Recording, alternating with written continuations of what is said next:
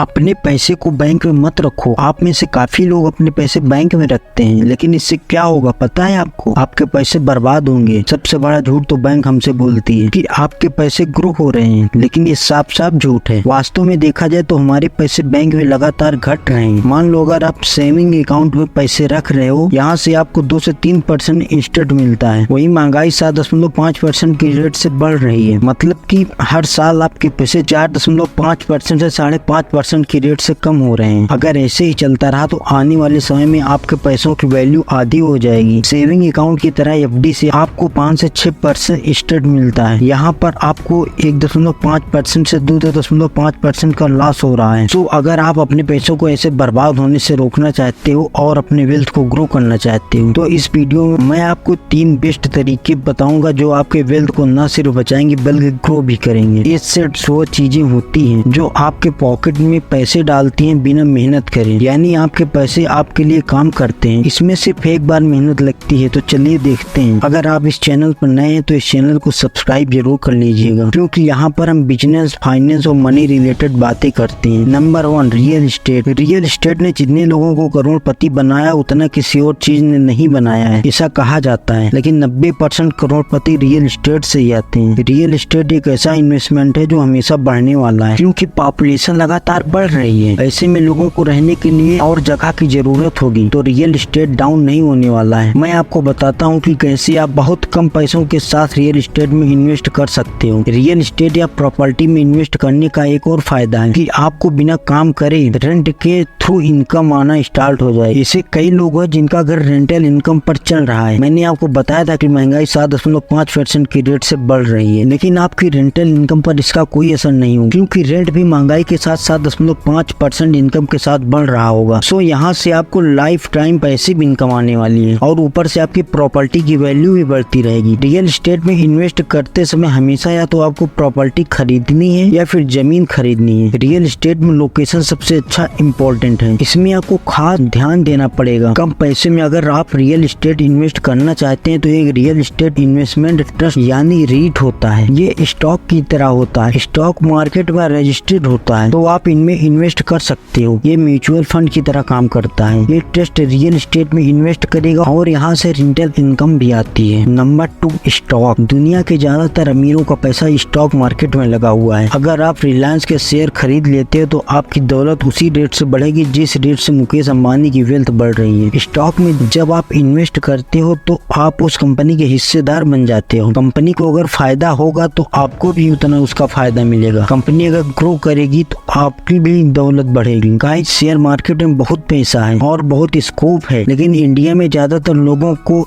Stock market के बारे में ज्यादातर नॉलेज ही नहीं है। यही सबसे बड़ा कारण है। स्टॉक मार्केट बहुत ही ज्यादा रिस्की लगता है, लेकिन इसे सीखा जाए और लॉन्ग टाइम के लिए इन्वेस्ट किया जाए तो बैंक में पैसे रखने से कहीं अच्छा है। अगर आप जॉब करते हो और आपको स्टॉक मार्केट की ज्यादा नॉलेज नहीं है और आपको स्टॉक में ज्यादा टाइम नहीं देना है तो आप इंडेक्स फंड में इन्वेस्ट कर सकते हो। निफ्टी 50 और सेंसेक्स इंडिया के 2 पॉपुलर इंडेक्स हैं। निफ्टी 50 में इंडिया की टॉप 50 कंपनी आती है और सेंसेक्स में टॉप 30 कंपनी। तो अगर आप इनमें इन्वेस्ट करते हो तो आप इंडिया में इन्वेस्ट कर रहे हो। तो जैसे जैसे इंडिया तरक्की करेगा वैसे वैसे ये इंडेक्स ग्रो करेगा, जहां से आपको बिना किसी मेहनत के 12 से 13% रिटर्न मिल सकता है, बैंक एफडी से भी डबल। सो ये बहुत अच्छा ऑप्शन है। डायरेक्ट स्टॉक्स में इन्वेस्ट करके आपको 20% रिटर्न मिल सकता है। Number 3, business.